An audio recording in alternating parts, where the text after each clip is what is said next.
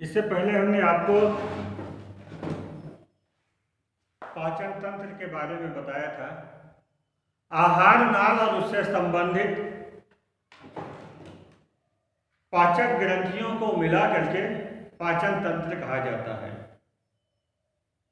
दो पाचक ग्रंथियों के बारे में विशेष उल्लेख किया जाएगा। एक तो है यकृत और दूसरा आपका है अग्न्याशय। इसके अलावा पाचन ग्रंथियां आमाशय में और क्षुद्र आंत्र में भी होती है। सबसे बात हम पहले करते हैं अग्न्याशय। ये हमने जब आपको बनाया था तो आमाशय के बाद जहां पर ये आमाशय आपको दिखाया कि यहां से यू आकार या सी के आकार का घूमता है, जिसको ग्रहणी कहा जाता है। ये आमाशय था।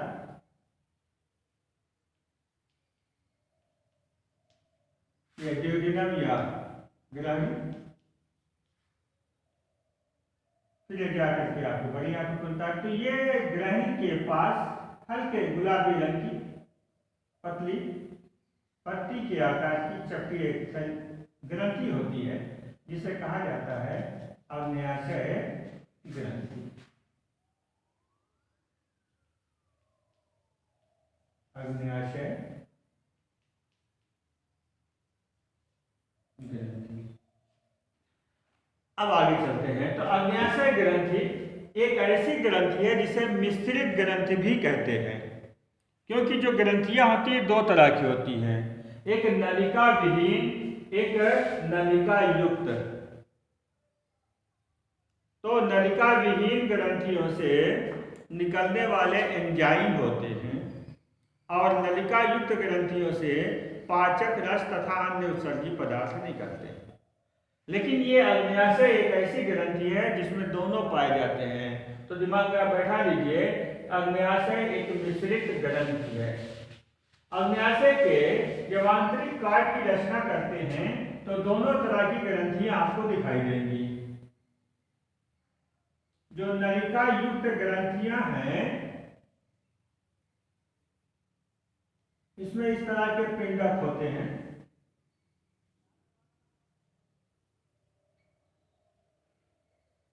ये वाहिनी कहलाती है, ये पिंडक कोशिकाएं हैं।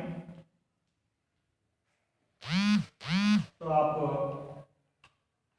इसके बारे में कई किताब में भी देख सकते हैं। वैसे भी हम आपको कुछ फिगर बना रहे हैं। तो पिंडक के लिए कई कम से कम 3-4 तो बनाने ही पड़ेंगे आपको।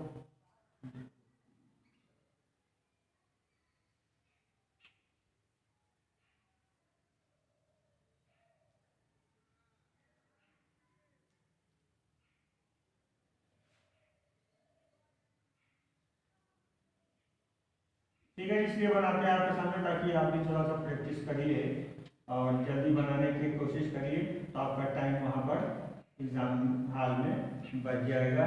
ये कहलाते हैं पिंडक, पिंडक कोशिका। ये वाहिनी या नलिका भी कह सकते हो। एक और बना लेते हैं। तो ये जो हम फिगर आपको बना रहे हैं, आप समझिए ये क्या है, अग्न्याशय की आंतरिक रचना। तो अग्न्याशय की आंतरिक रचना। तो ये जो आपको पिंडक दिखाई दे रहे हैं ये नलिका युक्त ग्रंथियां हैं।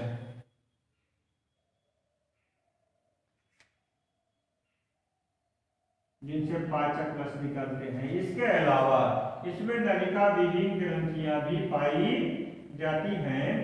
थोड़ा सा इस फिगर को आप देखिएगा, जब इसके काट की रचना करेंगे तो इस तरह से बहुत से रचनाएं पाई जाएंगी। ये कहलाते हैं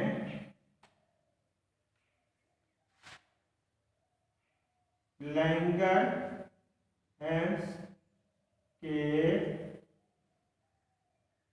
द्वीप समूह।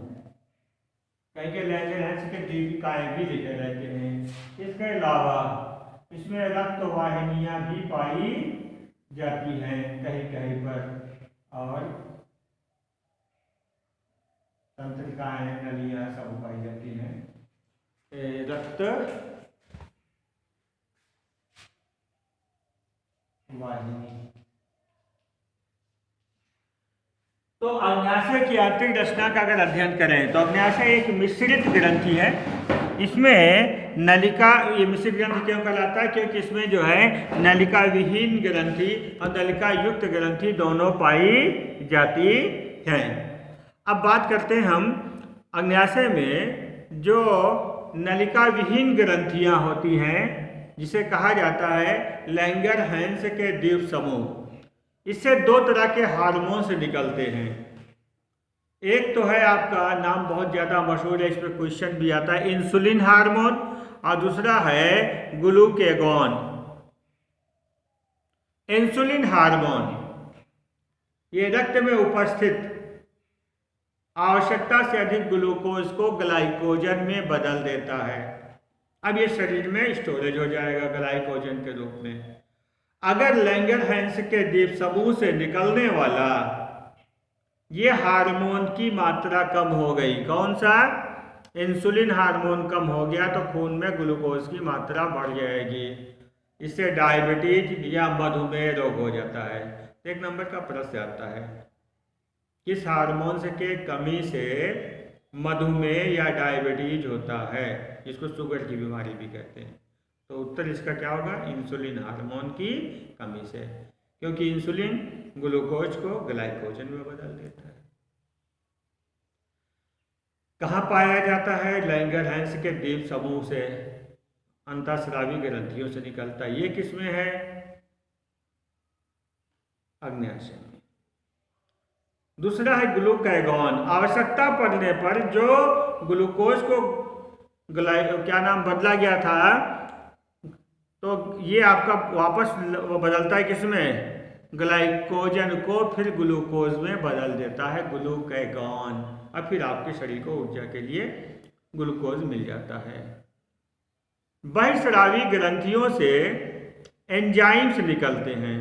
इससे निकलने वाले अग्न्याशयी रस में ट्रिप्सिन, इमाइलेज और लाइपेज एंजाइम होते हैं। ट्रिप्सिन ये पाचन करता है प्रोटीन का, प्रोटीन को अमीनो अम्ल या ग्लिसरॉल में बदल देते हैं। कार्बोहाइड्रेट अमीनो अम्ल बदला जाता है, और कार्बोहाइड्रेट का पाचन के लिए इसमें इमाइलेज पाया जाता है, जो कार्बोहाइड्रेट यानी स्टार्च को शर्करा में बदल देता है। लाइपेज एंजाइम होता है जो वसा का पाचन करता है, वसी अम्ल या ग्लिसरॉल में। तो ये आप इसके बारे में देख लीजिएगा।